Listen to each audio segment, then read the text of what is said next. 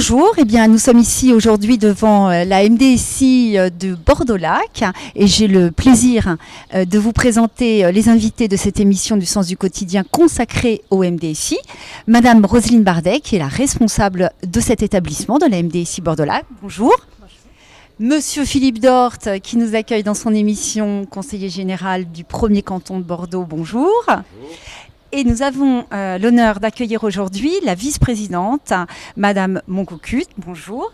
Vous avez en charge, Madame Moncocut, la délégation de la santé, des actions sociales, de la solidarité. Et vous avez donc, sous votre responsabilité, les MDSI.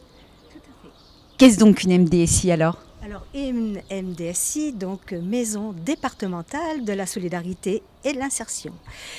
Cette MDSI de Bordeaux-Lac, comme vous l'aviez annoncé, fait partie des 8 MDSI de Bordeaux et des 36 MDSI du département de la Gironde et qui correspondent aux 36 circonscriptions médico-sociales de la Gironde. D'accord, très bien. Donc nous sommes ici aux Aubiers, puisque c'est ici qu'est implantée la MDSI, donc Bordeaux-Lac.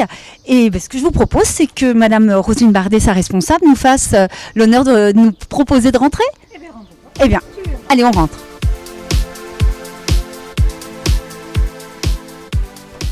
Madame Moncocut, alors nous allons parler aujourd'hui plus spécifiquement des MDSI. Ça veut dire quoi, MDSI ? Qu'est-ce que ça recouvre comme mission ? Alors, la MDSI, ça veut dire quoi ? Dans MDSI, Maison départementale de la solidarité et de l'insertion, déjà, il y a 2 termes très forts. Solidarité, insertion, donc action sociale. Son importance, d'abord, il faut savoir que le département, il est le chef de file de l'action sociale. Et puis, la volonté du Conseil général, donc la volonté du président du Conseil général, Philippe Madrelle, ça a toujours été sa volonté, c'est de placer l'usager au sein de nos préoccupations. Pour le département, la solidarité vraiment figure au premier plan des priorités. Les MDSI, ces 36 MDSI dont je vous parlais en arrivant ici, sont donc répartis sur l'ensemble du territoire girondin, donc correspondent à 36 circonscriptions médico-sociales. Pourquoi ? Cette importance, l'importance, c'est l'action sociale de proximité.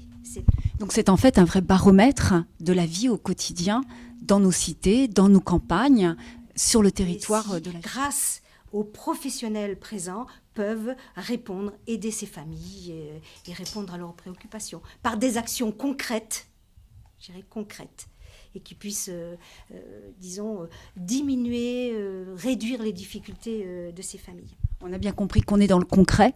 Vous, Philippe Dort, vous tenez régulièrement des permanences. Vous accueillez ces familles, ces personnes qui sont parfois en difficulté. J'imagine que vous les orientez vers ces MDSI, et notamment celle de Bordeaux-Lac, puisqu'elle est sur votre canton. Quels sont les services qu'il faut rendre de façon très concrète à ces demandeurs, à ces personnes qui sont en demande ? Oui, en effet. Alors, déjà, pour un conseiller général, la MDSI et le personnel qui travaille à l'intérieur, ce sont vraiment les grenadiers voltigeurs de la solidarité. Ce sont eux qui tiennent la tranchée au quotidien de la solidarité dans notre département, mais dans nos cantons. Et le conseiller général ou la conseillère générale ne pourrait fonctionner sans avoir en support cette structure qui joue un rôle fondamental. Parce que le conseil général, c'est souvent une institution qui travaille au quotidien auprès des gens, mais qui est peut-être la moins bien connue. Alors un conseiller général qui tient une permanence, il reçoit tous les problèmes. Les 2 principaux sujets, c'est bien sûr le logement en un et l'emploi. Et après, il y a tout. Il y a des personnes qui ne peuvent pas payer leur loyer. Il y a des personnes qui ont des problèmes conjugaux. Il y a des mamans qui viennent et qui peuvent payer leur loyer, mais qui sont plus chez des marchands de sommeil et où elles n'arrivent pas à avoir plus de 14 ou 15 degrés l'hiver, avec des enfants qui sont malades quasiment en permanence. et avec, après, ce qu'on appelle la rupture énergétique, c'est-à-dire des gens qui n'arrivent plus à payer, pas le loyer, mais le chauffage, parce que pour avoir 15 degrés l'hiver, c'est l'électricité à fond, et bien sûr, les gens n'arrivent plus à payer l'électricité. Ce sont des personnes âgées qui sont dans le désarroi, dans la difficulté, qui n'ont pas de famille. Eh bien, le conseiller général, souvent, il appelle la MDSI, il appelle en particulier la responsable. Moi, j'ai des liens très réguliers avec Roselyne Bardet, et bien souvent, les problématiques que je lui annonce, elle les connaît déjà.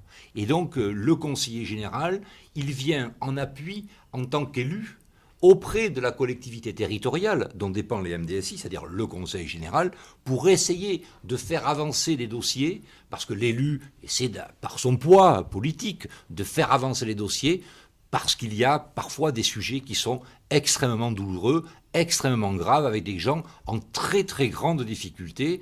Et c'est ça le travail du département et des MDSI, c'est d'essayer de trouver des solutions. Vous travaillez en binôme, quasiment main dans la main, sur les dossiers que vous orientez vers la MDSI, donc vers vous, Roselyne Bardet.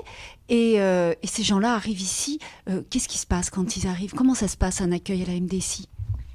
Eh bien, en tout cas, ici, ça se passe avec un accueil sans rendez-vous. Nous avons 2 sites. Nous avons la MDSI sur les Aubiers et une antenne sociale sur Bacalan, puisque le territoire que nous couvrons, c'est le territoire du lac, des Aubiers, du Lauzun et de Bacalan. Toute personne qui a besoin d'aide peut s'adresser à nous et venir aux permanences que tiennent les travailleurs sociaux. Sur les Aubiers, c'est le lundi et le jeudi de 9h à 11h. Et toute personne qui vient dans ces créneaux-là sera reçue. D'accord, donc ça veut dire que tous les concitoyens et les internautes qui nous écoutent aujourd'hui, s'ils rencontraient malheureusement, et on ne leur souhaite pas, des difficultés, peuvent pousser cette porte et ils seront écoutés et auront une réponse à leurs problèmes. Tout à fait. Ça peut être une réponse ponctuelle, ça peut être une orientation vers un autre service ou vers un autre partenaire, ou ça peut être un accompagnement de plus longue durée, quand il s'agit de problèmes d'enfants, de problèmes de logement, de problématiques relativement lourdes, ça dépend. Et comme cette porte, comme vous l'avez vu, est un petit peu inhospitalière, nous l'avons fait décorer par les enfants du centre de loisirs qui ont élaboré avec leur groupe une décoration qui égaye un petit peu cette porte qui est quelquefois difficile à franchir, on en a bien conscience. D'ailleurs, ça a donné lieu à une inauguration à laquelle vous étiez, Philippe Dort.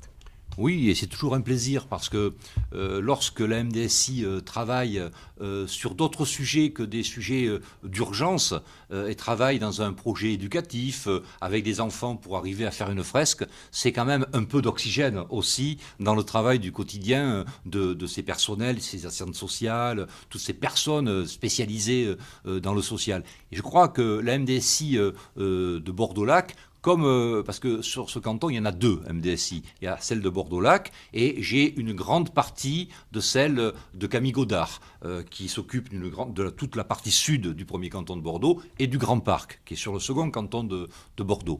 Et ces 2 MDSI sont toujours présentes dans les activités culturelles annuelles, comme ici par exemple, il y a le Festival des Aubiers, le Festival de l'été, tous les ans. La MDSI est partie prenante dans l'organisation de cette manifestation.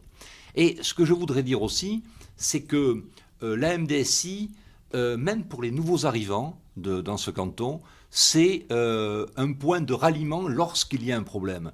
Et même s'il y a énormément de mutations immobilières aujourd'hui sur ce canton, où l'on pourrait imaginer que ce sont des classes moyennes, voire moyennes supérieures, par exemple nous sommes à quelques encablures de Ginkgo, qui est à 200 mètres d'ici, eh bien déjà, ce sont des personnes qui louent des loyers fort chers et qui aujourd'hui, eh bien, alors qu'ils ne s'y attendaient pas, pour des raisons XY, se retrouvent en cessation de loyer. D'autres, qui sont des primo-accédants, se retrouvent parce qu'il y a un problème conjugal dans la famille, eh bien, en cessation de paiement aussi, parce que monsieur s'en va souvent, madame est toute seule.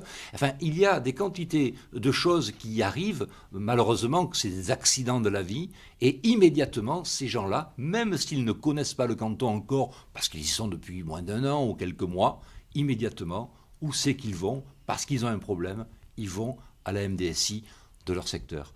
Et c'est pour ça que ce sont... moi, je voudrais saluer les travailleurs de ces institutions-là, de ces MDSI. Ça fait partie d'une démission obligatoire du Conseil général. C'est notre mission, puisque ma collègue Edith Moncocut l'a dit tout à l'heure, le Conseil général, c'est la solidarité. Et la solidarité dans toutes ses composantes, l'APA, le RSA, enfin tout. Et c'est 700 millions d'euros quand même. 700 millions d'euros du département de la Gironde, la moitié de notre budget qui est consacré à la solidarité dans tout son ensemble, et y compris pour les MDSI.